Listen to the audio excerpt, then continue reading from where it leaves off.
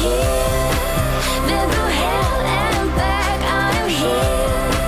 I'm stronger than I know I'm gonna be fine. I'm here. Hi everyone, welcome back to another episode of Golden's Guide to Divorce. And today is going to be so fun.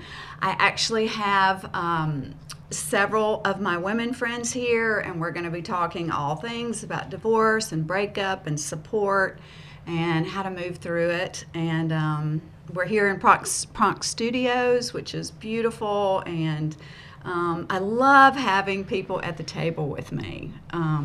So first of all, I want to introduce my guests. We have Shelly on the far right, and we have Mercy here in the middle, and Sharita to my right. And they're all women who have been through divorce and breakups, and I think they have a lot to share and a lot of information that I hope will help you. Because as you know, this show is all about how can I bring information to a certain age group that sometimes, it just doesn't get talked about so much. So the idea of divorce and breakups and heartbreaks and that kind of thing. So first of all, I would love to cheers all my lady friends. Cheers, cheers. Thank you for being here with me today. We're having so much fun. Shelly. And Yummy. We may have to do a few refills. All right. So, I wanted to get into why we're doing this, and one of the first things I want to talk about is having girlfriends and being able to have this conversation. It reminds us that we're not alone, and I've even found it so interesting that when I talk to other people and I hear their stories and I realize, wow, they've been through this and they've come out the other side and they've learned this, and it's really been helpful to me. So I think it's really important, having our girlfriends, being able to share and talk, and hearing other perspectives. We've all gone through the same thing, but obviously our life paths are different. But, I want today to be about sharing perspectives and having humor. There could even be a few tears. I usually don't get through a show without some tears, but that's okay. And of course, humor. We're always needing that. So I think I want to start off with asking one question that I actually didn't even have here in my notes, but it came to me this morning in the shower, and that was, I have begun to really look back on the separation, and we're all in very different stages of divorce or breakups, and mine has probably been a little more recent than y'all's. But I was reflecting this morning on how I feel like I lost myself in this relationship, and I'd love to hear your perspectives on that. Did any of you feel like there was, in the last really hard relationship, breakup, divorce, did you feel like you lose yourself? Shelly, I'm curious about. Oh gosh, I have to be first. Somebody's got to do it. Somebody does have to do it. So I've been divorced for, I had to think about it yesterday when we talked about it, almost, 10 years. Almost 10 years. Mm-hmm. And separated longer than that. So going back that far and thinking about that, I definitely lost myself then.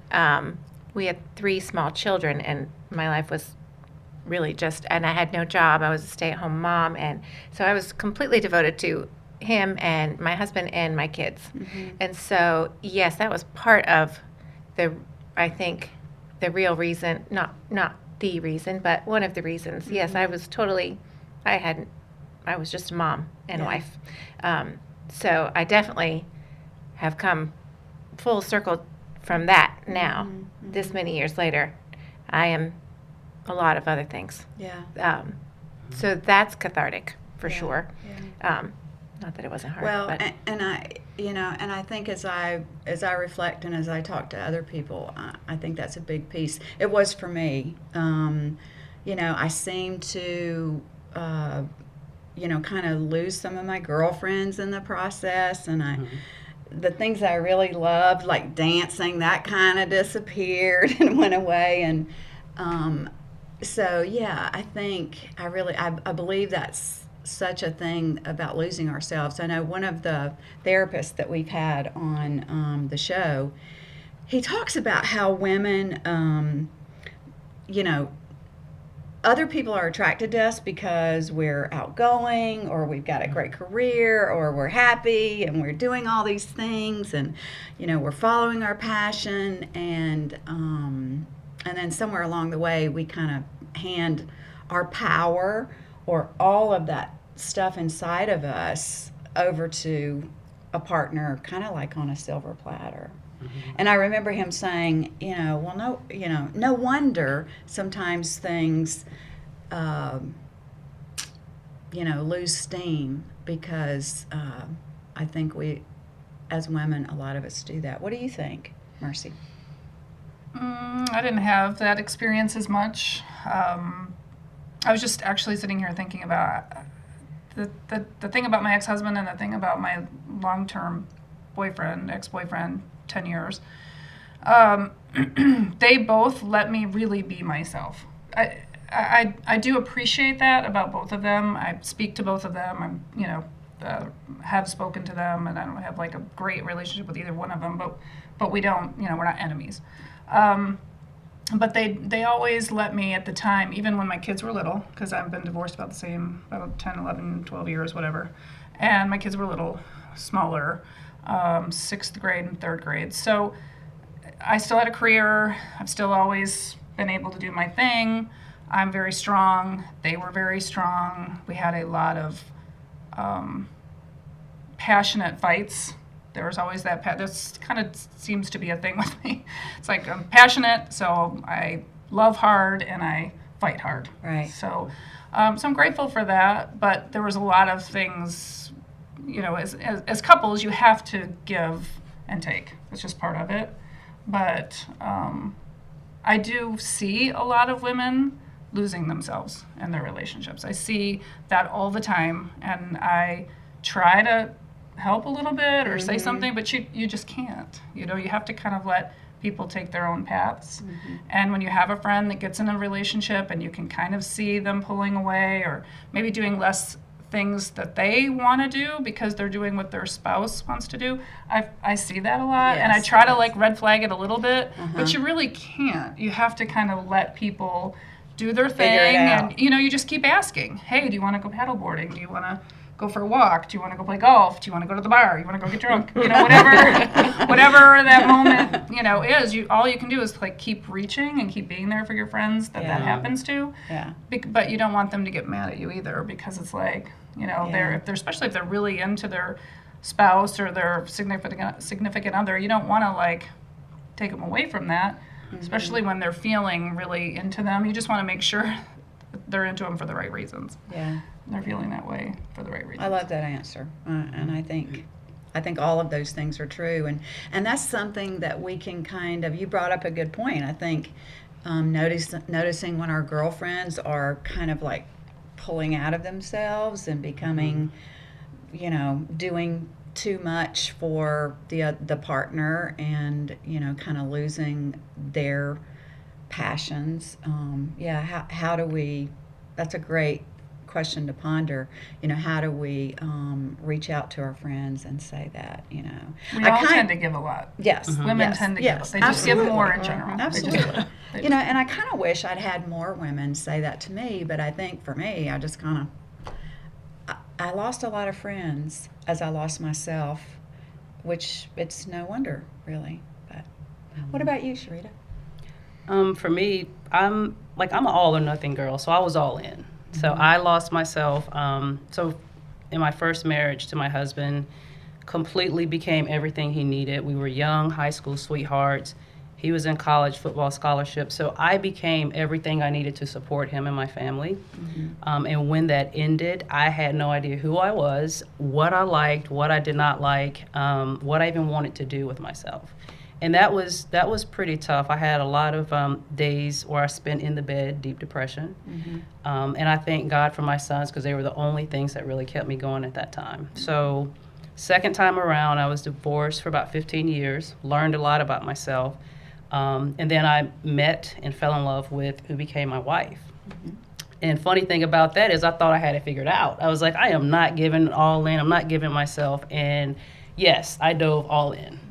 And so when this marriage ended, it was still very difficult for me, but I'm grateful. The only thing I think that truly, truly got me through this time is I had friends that had a lifeline attached to me, even though I lost myself, and pulled me out. And they were still there to support me and to love me and to help me get back on my feet. And so we do give a lot of ourselves as women.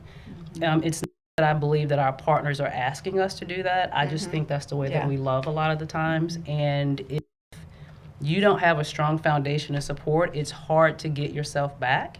And I'm just grateful that I did have that in place before I dove all, because I'm going to dive all in. If I'm going in, I'm all in. You're getting everything. I always say you're getting me, the cookies, you're getting everything all the time. So yeah.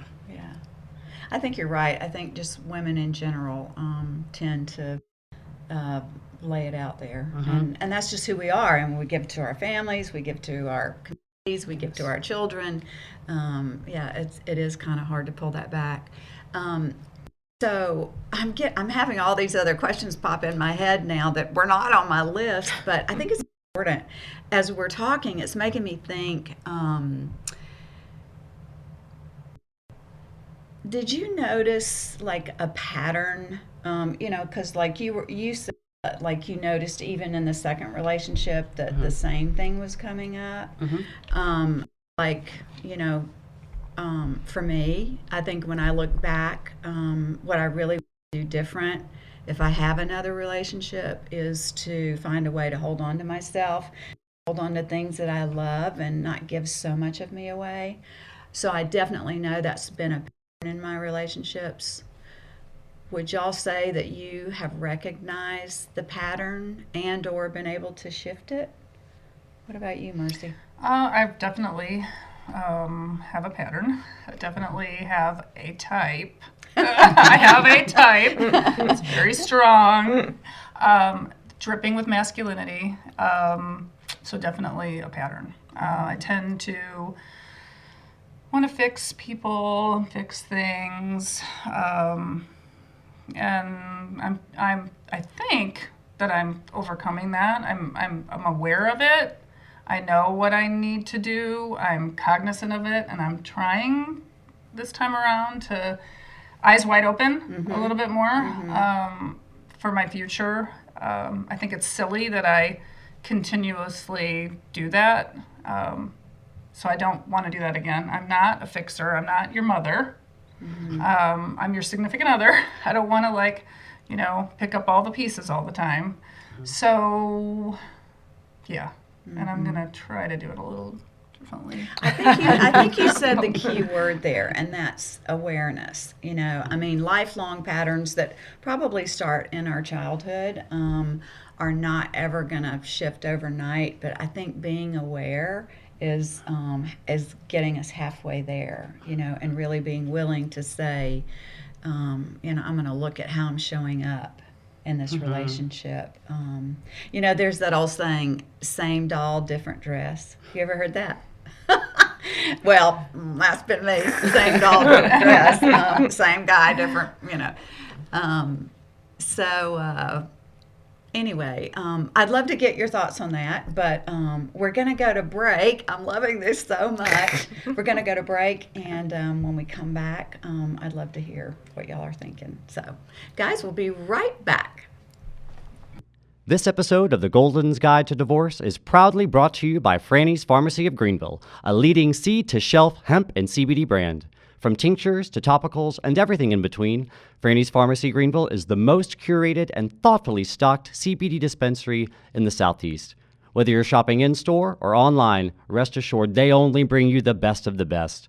Check out Franny'sPharmacyGreenville.com today and enjoy free shipping. Welcome back, everyone, to another great episode of Golden's Guide to Divorce. And I have with me my friends Shelly, Sharita, and Mercy today. And we're talking all things about split-ups, divorces, breakups, patterns, all kind of stuff that happen for us. So I want to continue on with what I think is really important for all of us as we look ahead to possibly being in another relationship, and that's what our patterns are. Like, why have we attracted people for whatever reason, or chosen people that just didn't really resonate, didn't work. So I was going to go to you, Shelly. So the question is, why do we choose people that No, don't work? I was wondering if you recognized a particular pattern. So I absolutely recognize my pattern. I'm very cognizant of it these days in trying to go on a date or talk to someone. I'm a fixer. I used to be a fixer. And, Love that correction. Take care of people. It's just my nature. It's what I do for a living. It's what I do for my children. It's what I do for my people. Mm-hmm. And I have found at the age of 50, I am tired. I am tired of fixing things. I'm tired of taking care of things. Mm-hmm. Not that I don't want to, but I'm very aware of really quickly these days, at least, if you don't have some, I'm not the depositor to the bank account. I also we're going to do simultaneous withdrawals and deposits, and if we don't do that, then I'm okay with just, it's nice to meet you. Yeah. Thank you, Good but for- no yeah. thanks. Yeah. So that I have, it only took me, 15 years to do that, literally. But I think that is really important, and I don't feel guilty about it anymore. Amen, sister. I mean, Good. Gosh, sometimes. if we can shift our patterns and not feel guilty. Hallelujah. Holy moly. Sometimes I do. I feel guilty cheers. about many other things. Cheers to no guilt. Yes. I think it's. I feel it has guilty about something to do other with, things, like, but over 40, over 45. I think it's. I it think life naturally gets starts short, happening, and yeah. you see life gets short, especially in the last year or 18 months. I think the whole world sees. Absolutely. I don't know what can happen tomorrow, so I better make something of today. Yeah. Mm-hmm. Yeah. So- Really looking at our life and how we want to change everything. What about you, Sharita? Patterns? Oh, Did oh you- yeah. Yeah? Yes, I do. I see a pattern here. I think we all kind of have the same pattern, actually. Exactly. So my pattern is fun, and I know that sounds strange, but usually I start and I see someone, I see an energy. I'm an energy girl, and I'm like, wow, that whole thing looks like it may be fun. And so, and to be honest with you, I don't know if I'm going to stop that, because even though I've been, in some relationships and have been divorced, I actually still enjoyed being with that person and being married, even through the good and the bad times. So that's my pattern. Fixer, even though I have a creative side, but I also have a side where that's rooted in IT. So we go through steps and patterns and we fix things. If it's broken, you fix it, you keep moving. So I had to work on that. And it's not that I saw anything that was broken with anyone that I was with, but as the relationships start to spiral down, that's when I would jump in and try to fix, and lose myself also in the process. So that is my pattern. And I like people with a very strong intellect and a strong mind. So I don't think those are bad things or negative things I want to fix. I just need to be more aware and just know myself before I jump in them. So, yeah. Yeah. That's really good. And again, I think for all of you listening out there and watching, take a look at your patterns, because it's not just the other person was, dead dog wrong. I mean, it takes two to tango. So we really have to look at, I think, what are we bringing to the relationship that, participated in it not working the way we wanted it to. So it's always about self-reflection, right? Well, as we're moving on, as we're kind of getting into talking more about relationships, would you say, because it sounds like y'all are in a later stage than me, do you feel like you started dating too early or too late? Sharita? Once again, I don't like dating. Normally, God, who does? right? It's a. Maybe Maybe that's the wrong word. So, What's another word for dating? I always tell people It sounds juvenile, doesn't it? I mean, it does in the It really Boyfriend, does. girlfriend. I don't like that word at all. I'm talking to him. Yeah. That's not how you're supposed to say it now. So yeah, I don't even know if I would know how to date, and I'm considering going on an app, and that's a whole different conversation. For the first time. oh in my gosh, life. we could do a whole. That's right. Yes. Not that I ventured there yet, but Yeah, I haven't yet, but I'm normally if I see someone, I engage with them for a couple of minutes or whatever, I already know if my interest is there. So as far as dating too young, I mean, it was my high school sweetheart. That was young. well, actually, what I meant was in this last breakup. Do you Okay. feel like you started dating too early, or just right, or you waited too long, or because I hear people say both ends of the spectrum. I feel like at that moment I was ready because before my previous relationship, before I entered into the relationship that led to my marriage, it was 2.5 years.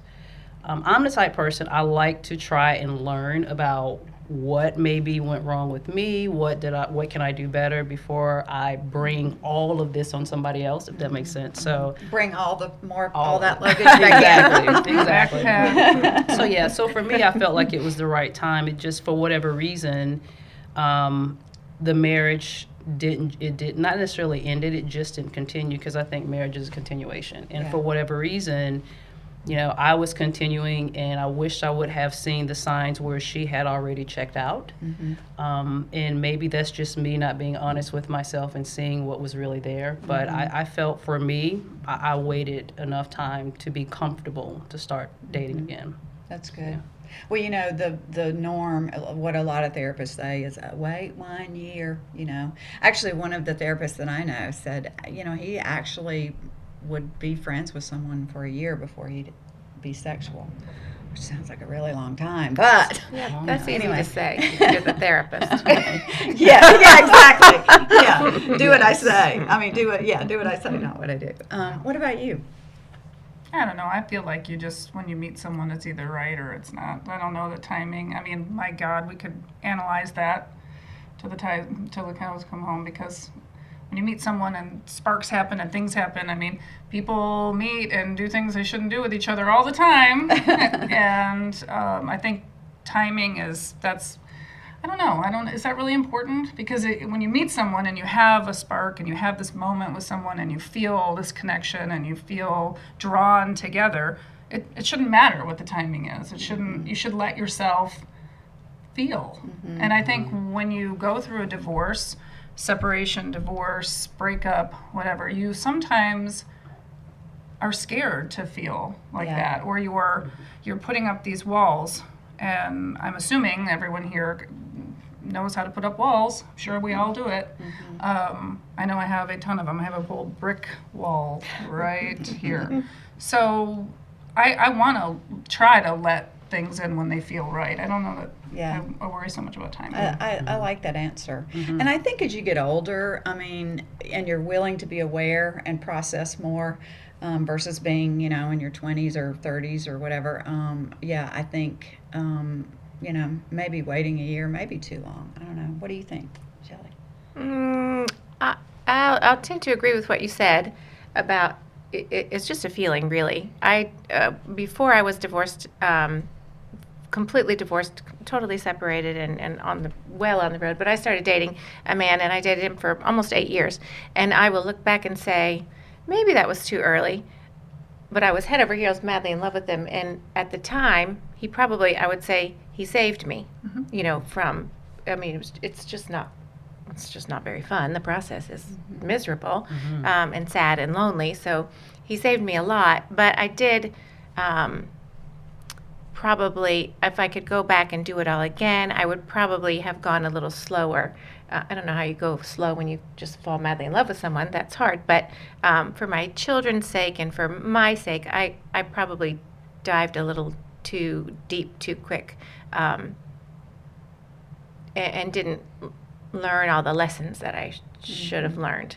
I was just maybe scared. We That do was a your lot path, of though. things. That was your path. So Yeah. you can't. I don't ever want to hear you say regret again. No, I don't. Yeah, I don't- don't regret. I don't regret anything, but I probably would change it if I could. Well, I guess I wouldn't. It made me what I am today, and I'm kind of kick-ass now. There you go. Amen. I wasn't. I know then. you're kick-ass I was not then. There's a However.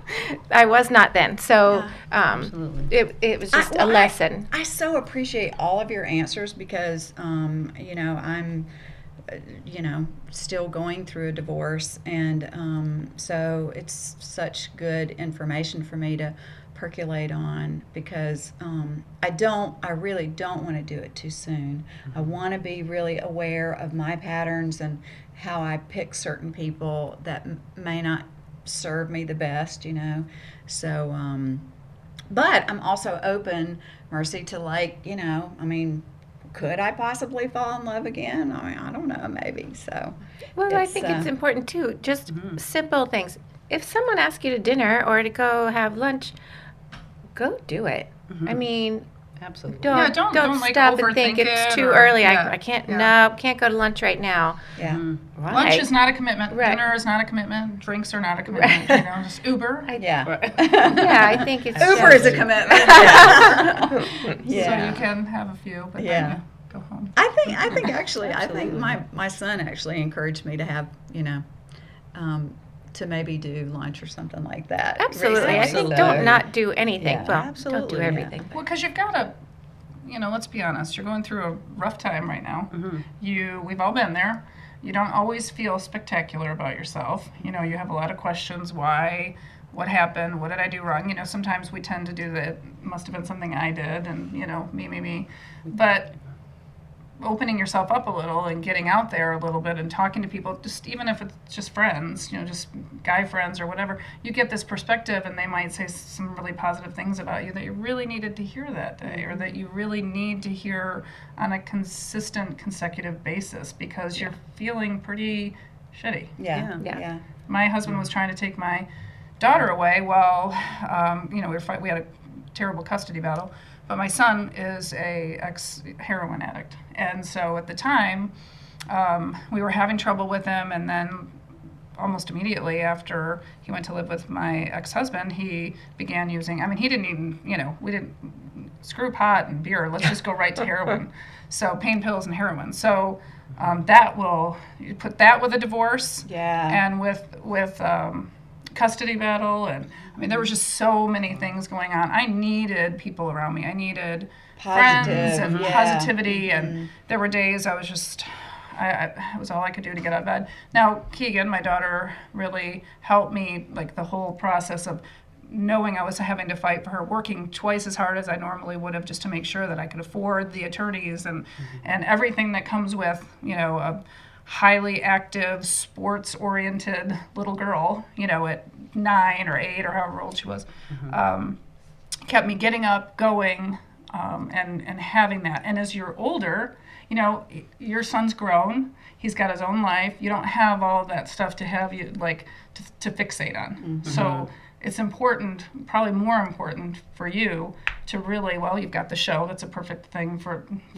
this. But just really get out there and do everything you can and take life in and be around all the positive people that you can be because it wasn't your fault. Again, it takes two to tango. I love that. And I'm sorry. And I also think there's a natural flow to life.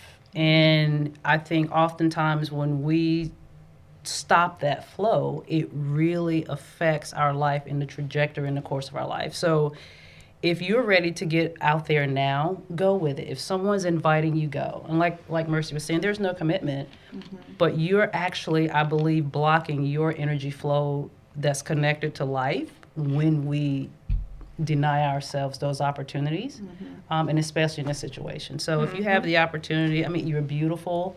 Like Mercy said, there's no fault, nothing needs to be fixed at all, nothing's broken. If someone is saying, hey, come have lunch with me or dinner with me, I say go.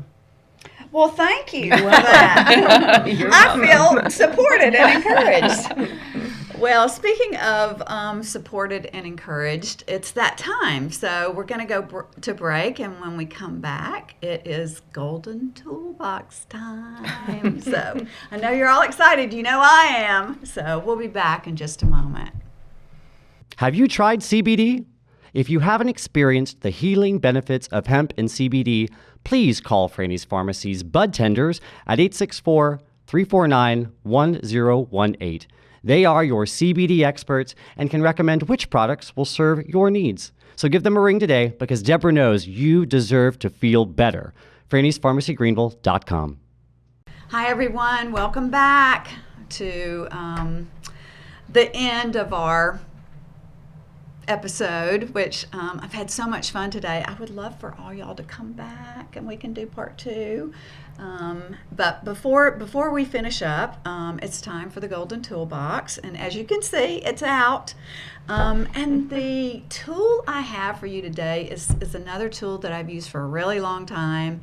And I call it my God box, which actually you can say God, you can say higher power, your highest self, the universe, whatever word really works for you. But this is really important to me, and it's been a very helpful tool for me to use in rough times. And as you know, when we're going through a divorce or any other big challenge, many times we just go on a loop with what's going on in our head and how we can't fix it, or we can't let it go, or our heart's breaking and we just feel like we can't go anymore. So what I have discovered, and many of you have probably heard of it before, is a God box. And so what I do is I almost use it, write it like a prayer. Like if whatever it is that's really bothering me, that I just can't seem to let go of, I will write little notes and I'll put them in here. And knowing that I can put something in here and walk away from it and feel like the divine is handling it and taking care of it. And every time I walk by my box, if I'm thinking about it, if I'm obsessing about it again, I can remember, okay, I've already turned that over. I have surrendered. I don't need to keep obsessing about it and making myself miserable. So it's a really great physical tool, although it's very symbolic as well, of putting things in there. And I've done this, for years. I'll put prayers in there for friends. Obviously, my ex is in there. Just whatever that I really feel like that I need to surrender, that I just can't.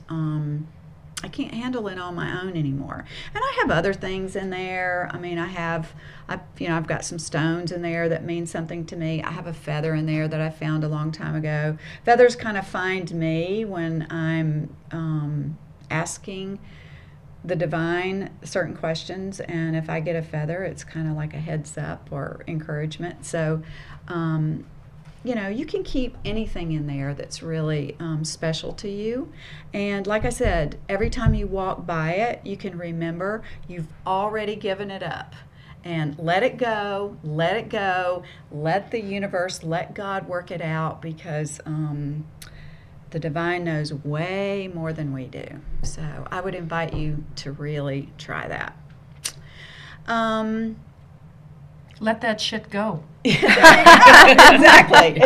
Let it go. before we kind of end up today, I would really like to.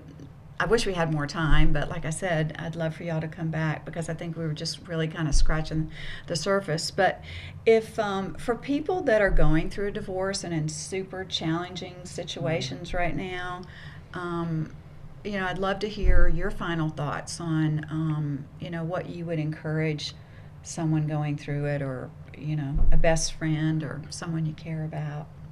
What would you say, Sharita? So I would. 3 things really help me out. So I would say 3 things. I would say be selfish. In other words, start telling people no. Good. Start understanding what you like to do apart from anyone else.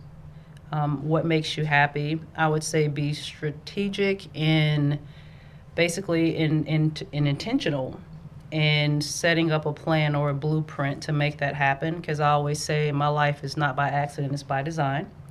And then the last thing I would say is to dance. And I know that sounds crazy, but dancing, Can I call you? 100%. Dancing is free therapy. You can work anything out dancing on a dance floor with music. So those are the 3 things that I would say. Love it. Love it. What about you, Mercy? Don't blame yourself. I do love those. Those were all great. Yeah, those are great. Watch the movie Waiting to Exhale and blow that motherfucker's car up. What's the Carrie Underwood? I forget Yes, absolutely. Absolutely.